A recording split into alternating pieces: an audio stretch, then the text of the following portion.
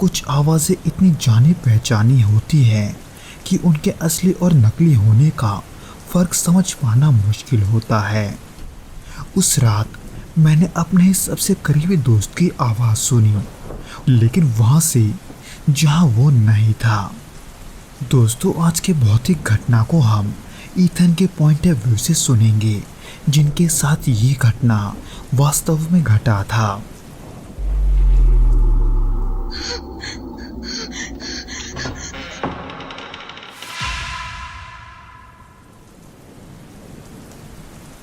ये बात साल 2016 की है। मैं हमेशा से ही एक शक करने वाला इंसान रहा हूँ। भूत प्रेतों, एलियंस और राक्षस जैसे ये सब बातें मेरे लिए बस सिर्फ कहानियाँ थी। लेकिन दक्षिणी पश्चिमी अमेरिका में जो मैंने देखा, उसने मेरी सोच को हमेशा के लिए बदल दिया। दरअसल मैं अपने सबसे अच्छे दोस्त जैक के साथ एक रोड ट्रिप पर गया हुआ था।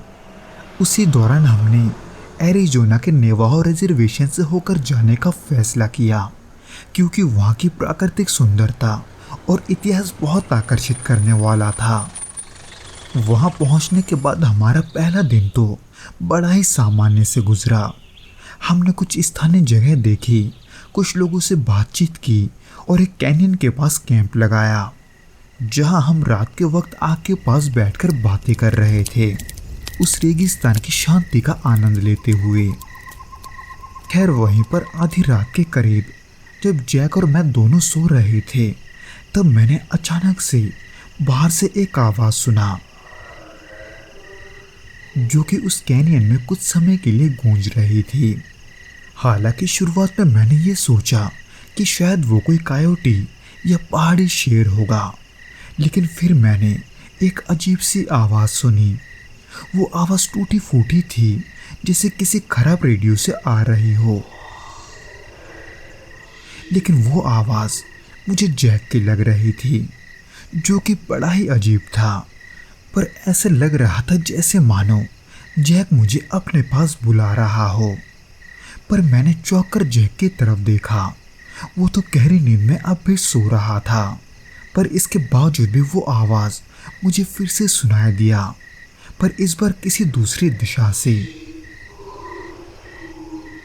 मैंने घबराते हुए टॉर्च उठाकर टेंट का जिप खोला और उस तरफ देखने लगा।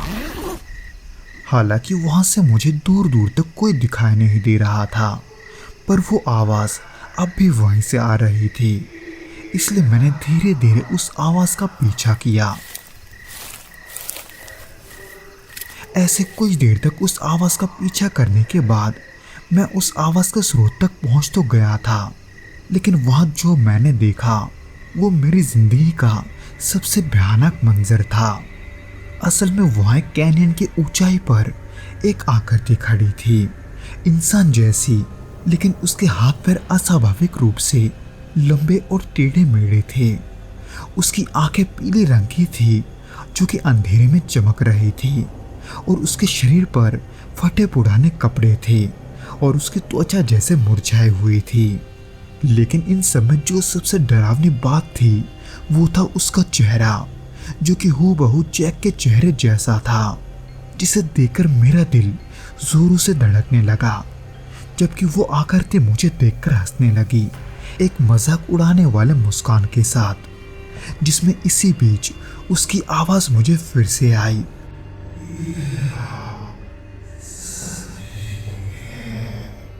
इस बार और भी साफ, जो कि कह रही थी, इधर आओ, सब ठीक है। जिसके तुरंत बाद ही वो आकृति अचानक से हिलने लगी।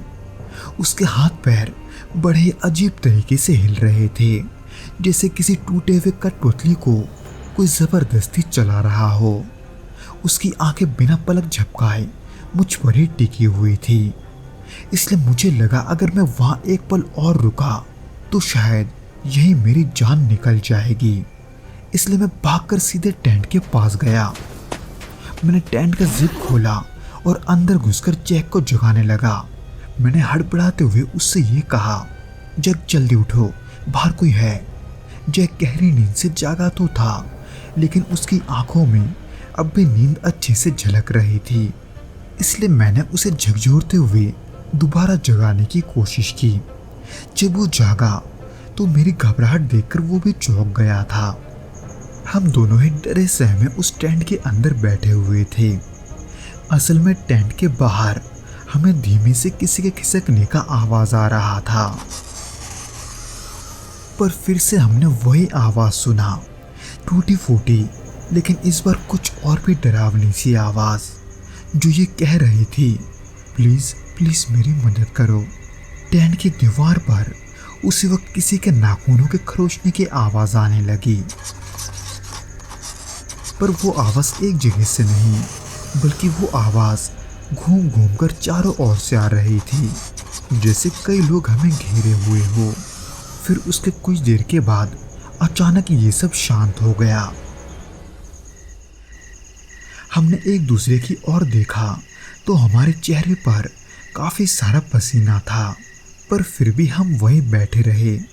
जब हमने धीरे से टेंट का जिप खोला और बाहर देखा तो बाहर की जमीन पर निशान थे, लंबे लेकिन टेढ़े मेढ़े, मानो किसी इंसान और जानवर का मिला जुला कोई रूप हो।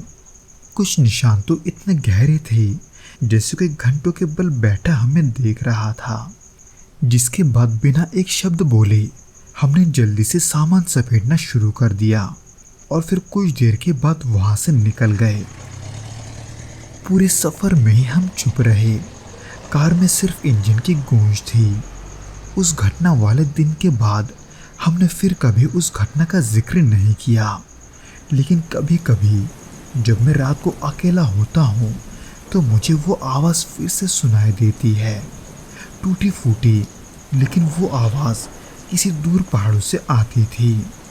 मैं आज भी जब उस रात के बारे में याद करता हूँ तो मुझे खुद पर ही यकीन नहीं होता, क्योंकि वहाँ जो मैंने देखा वो भयानक होने के साथ साथ बहुत ही अविश्वसनीय था। खास करके मेरे दोस्त का आवाज़ और उसका चेहरा, जो कि उस अजीब से आकृति वाले शख्स ने ले लिया था।